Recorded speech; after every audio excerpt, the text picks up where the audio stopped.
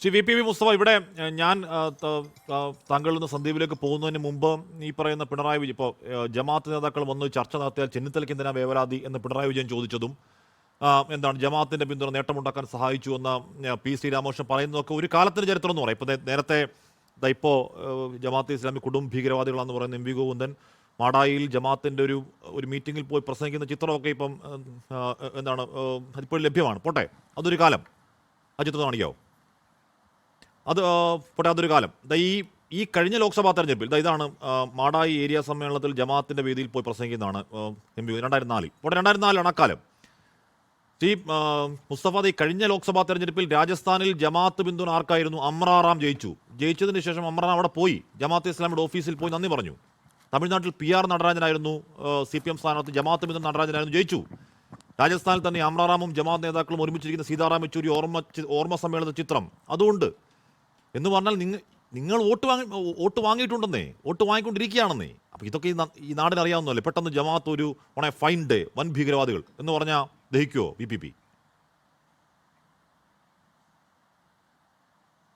അതിലേക്ക് വരാം. ഞാൻ അതിനു മുമ്പേ സന്ദീപ് പറഞ്ഞു, ഞാൻ കാസർകോട്ടെ കാര്യം പറഞ്ഞു, അത് ആഭ്യന്തര വകുപ്പിൻ്റെ പരാജയമല്ലേ? സന്ദീപ് വാര്യർ ഓർമ്മിച്ചാൽ മതി, നേരത്തെ BJPയിൽ കുറച്ചു കാലം ഉണ്ടായിരുന്നയാളാണല്ലോ. എന്താണ് കാസർകോട്ടെ കമ്മ്യൂണൽ പോളറൈസേഷൻ എന്നും അവിടെ ഒരു ഭാഗത്ത് RSS സ്പോൺസർ ചെയ്യുന്ന വർഗീയവാദികളും മറുഭാഗത്ത് മുസ്ലിം സപ്പോർട്ടുള്ള വർഗീയവാദികളും എങ്ങനെയാണ് തമ്മിലടിച്ച് 10-12 ചെറുപ്പക്കാർ കൊല്ലപ്പെട്ടതും? അത് UDF ഭരണകാലത്താ, ഉമ്മൻചാണ്ടി മുഖ്യമന്ത്രിയായിരുന്ന കാലത്താ. ഒരു കേസിലും പ്രതികൾ ശിക്ഷിക്കപ്പെട്ടില്ല. ഒരു കേസിലും പ്രതികളെ ദീർഘകാലം റിമാൻഡ് പോലും ചെയ്തില്ല UDF ഭരണകാലത്ത്. പക്ഷേ 2016 ശേഷം അവിടെ ചൂരിയിൽ ഒരു പള്ളിയിൽ RSSന്റെ ഈ ഗുണ്ടാസംഘം കയറി ഒരു മൗലവിയെ കൊലപ്പെടുത്തി. അതിനുശേഷം സന്ദീപെ 2016 തൊട്ട് 2025 വരെ ഈ 9.5 വർഷക്കാലമായി കാസർഗോട്ട് ഒരൊറ്റ വർഗീയ അസ്വസ്ഥതയും ഉണ്ടായില്ല. ഒരു വർഗീയ കൊലപാതകവും നടന്നില്ല. 9.5 വർഷമായിട്ട് ഒരാളെയും കൊലപ്പെടുത്തില്ല. എന്തുകൊണ്ടാ? ചൂരിയിലെ മൗലവിയെ കൊലപ്പെടുത്തിയ കേസിലെ പ്രതികളെ 3.5 വർഷക്കാലമാണ് റിമാൻഡ് തടവിലിട്ടത്. വിചാരണ കാലയളവിൽ ഒരു ദിവസം പോലും ജാമ്യം കൊടുത്തില്ല. പുറത്തിറങ്ങിയ പ്രതികൾ RSSൽ തമ്മിലടിച്ച് BJPയുടെ ഓഫീസിന് പൂട്ടിട്ട് BJPയിൽ അവിടെ പ്രശ്നമായി. ഇത് സന്ദീപിന് അറിയുന്ന കാര്യമാണ്. അതുകൊണ്ട് കേരളത്തിലെ ആഭ്യന്തര വകുപ്പ് കഴിഞ്ഞ 9.5 വർഷം പിണറായി കൈകാര്യം ചെയ്തപ്പോൾ തമ്മിലടിച്ച് ആളുകളെ കൊന്നിരുന്ന കാസർഗോഡ് നഗരം ശാന്തമായി. അതുകൊണ്ട് ഈ 24 ചാനലിന്റെ പ്രവർത്തകർക്ക് പോലും കാസർഗോഡ് നഗരത്തിൽ രാത്രിയിൽ ഇറങ്ങി നടക്കാം ഹാഷ്മി.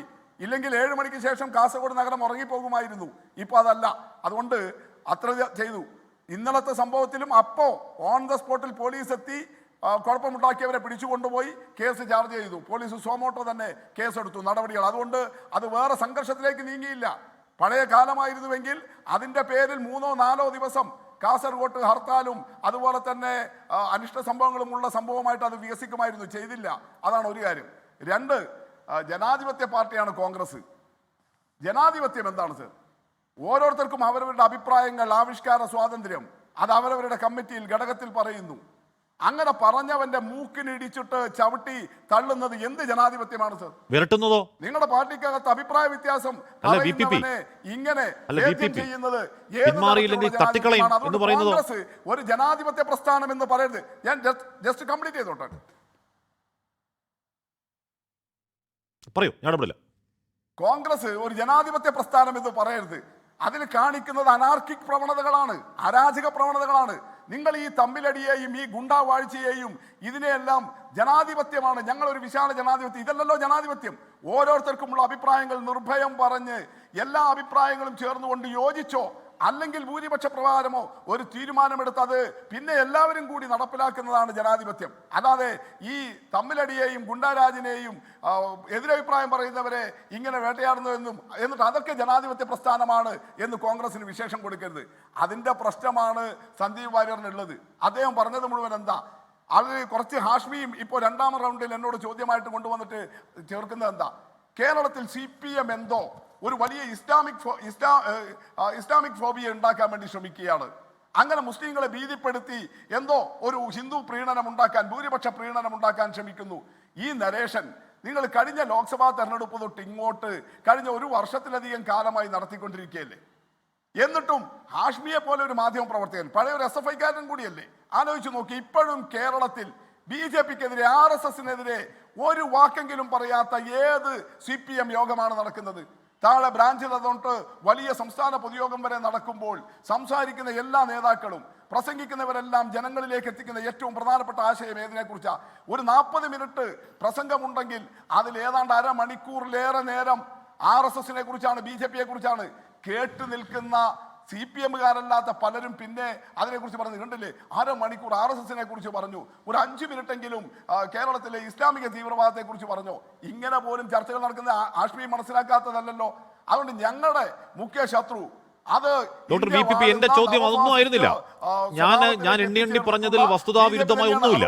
ഞങ്ങൾക്ക് അതിൽ യാതൊരു തർക്കവുമില്ല. VPP, ഞാൻ എണ്ണി പറഞ്ഞതിൽ CPM BJP വോട്ട് വാങ്ങലിന്റെയും വോട്ട് ആ ബന്ധത്തിന്റെ ചരിത്രം ഞാൻ ഒന്നും പോലും ഞാൻ വസ്തുതാവിരുദ്ധ എന്റെ എല്ലാ രേഖകളും ഉണ്ട്.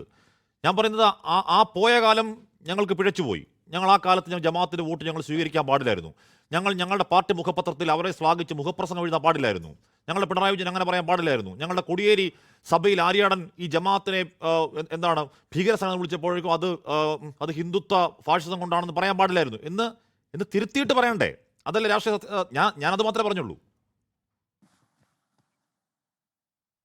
ഞാൻ പറഞ്ഞു വന്നത് ഹാഷ്മിയുടെ ഈ അവതരണത്തിലൂടെയും നേരത്തെ സന്ദീപ് വാര്യരും ക്ഷമിക്കുന്നത് ഞങ്ങൾ എന്തോ മുസ്ലിം കൺസോൾട്ടേഷൻ ഉണ്ട് എന്ന് മറുപടി ഇല്ലെങ്കിൽ മറുപടി ഇല്ലെങ്കിൽ ആരോപണം പറയരുത്. എന്റെ ചോദ്യം എന്ന് പറഞ്ഞാൽ, നിങ്ങൾ ഭൂതകാലത്ത് ജമാഅത്തിന്റെ വോട്ട് വാങ്ങിയിട്ടുണ്ട്. ആരോപണമല്ല, ഹാഷ്മി ജമാഅത്തിന്റെ വോട്ട് വാങ്ങിയില്ലെന്ന് പറയോ? ഹാഷ്മി പറഞ്ഞ വസ്തുതകൾ വെച്ചിട്ട് തന്നെയാണ് ഞാനും പറയുന്നത്.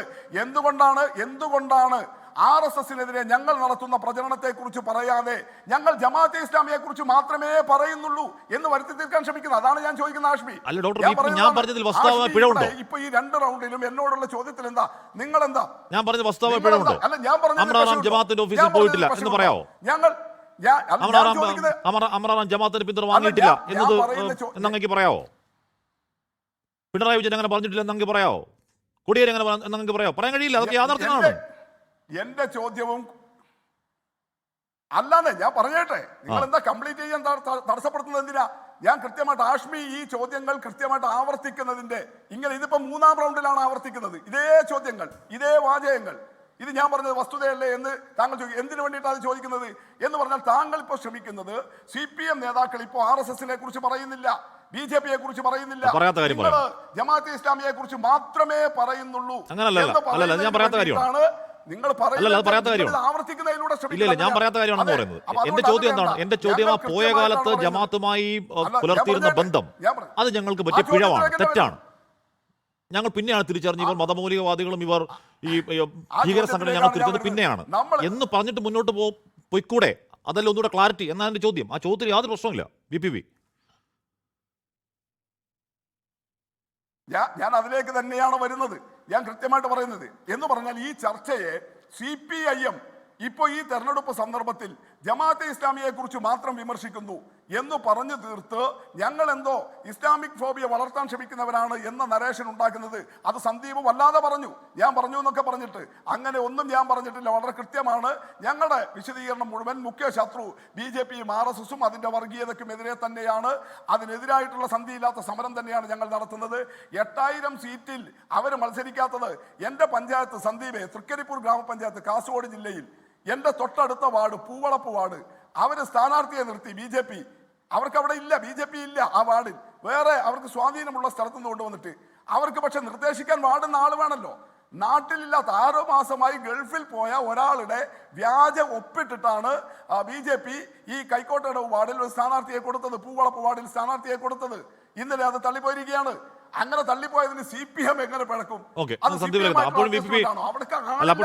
എന്റെ ചോദ്യത്തിന് മറുപടി പറഞ്ഞില്ല. പോയ കാലത്ത് ജമാഅത്തുമായി പുലർത്തിയ ബന്ധങ്ങൾ തെറ്റിപ്പോയി എന്ന് പറയാമോ? അല്ല, അതിലെ ഒറ്റ വാക്കിൽ പറയാം, തെറ്റിപ്പോയി എന്ന് പറഞ്ഞാൽ ഞാൻ അതിലേക്ക് തന്നെയാണ് വരുന്നത്. ഇതെല്ലാം ഈ ചർച്ചയിൽ വന്ന വിഷയങ്ങൾക്ക് ഞാൻ മറുപടി പറയുന്നുള്ളൂ. ഈ ചർച്ചയിൽ നിങ്ങൾ ഉയർത്തിയ വിഷയങ്ങൾക്കാണ് ഞാൻ മറുപടി പറയുന്നത്. സന്ദീപും ഹാഷ്മിയും ഉയർത്തിയ കാര്യങ്ങൾക്കാണ് ഞാൻ മറുപടി പറയുന്നത്. അതുകൊണ്ട് ഒരു തരത്തിലും BJPക്ക് വാർഡുകളിൽ ആളില്ലാതെ ആള് കൊഴിയല്ലോ. ഇപ്പൊ സന്ദീപ് തന്നെ BJPയിൽ നിന്ന് കൊഴിഞ്ഞു പോയ ഒരാളല്ലേ. അങ്ങനെ BJPക്ക് ആളില്ലാതെ CPM-ആയിട്ടുള്ള അഡ്ജസ്റ്റ്മെന്റ് കൊണ്ടാണോ സന്ദീപ് കൊഴിഞ്ഞു പോയത്? അതിന്റെ പേരിലാണോ? BJP എവിടെ ചെന്ന് എത്തി നിൽക്കുന്നു കേരളത്തിൽ എന്ന് താങ്കൾക്കറിയാമല്ലോ. എങ്ങനെയാണ് താങ്കളുടെ പഴയ സഹപ്രവർത്തകർ ഇപ്പോൾ ആത്മഹത്യ ചെയ്യുന്നത്? അതുകൊണ്ട് അക്കാര്യത്തിൽ BJP-യുമായിട്ടുള്ള ഞങ്ങളുടെ ഏറ്റുമുട്ടലിന് BJP-ക്കെതിരായിട്ട് ആശയപരമായും കായികമായി ചെറുക്കേണ്ടടുത്ത് അങ്ങനെയും ചെറുക്കുന്നതിൽ CPM അല്ലാതെ മറ്റൊരാളുമില്ല. ഞങ്ങളൊരു ശാഖയ്ക്കും കാവൽ നിന്നിട്ടില്ല. ഞങ്ങൾ RSSന് കാവൽ നിൽക്കുന്നവരാണ് എന്ന് ഞങ്ങളുടെ ഒരു നേതാവും പറഞ്ഞിട്ടില്ല. അത് കൃത്യമായിട്ട് അങ്ങനെ തന്നെ. ലോകത്തെവിടെയായാലും ഏത് സമയത്തും 24 വാർത്തകളും ഓഗ്മെന്റഡ് റിയാലിറ്റി പാക്കേജുകളും എക്സ്പ്ലെയിനറുകളും വിശദമായി കാണാൻ ഞങ്ങളുടെ YouTube ചാനൽ നിങ്ങൾക്ക് സബ്സ്ക്രൈബ് ചെയ്യാം.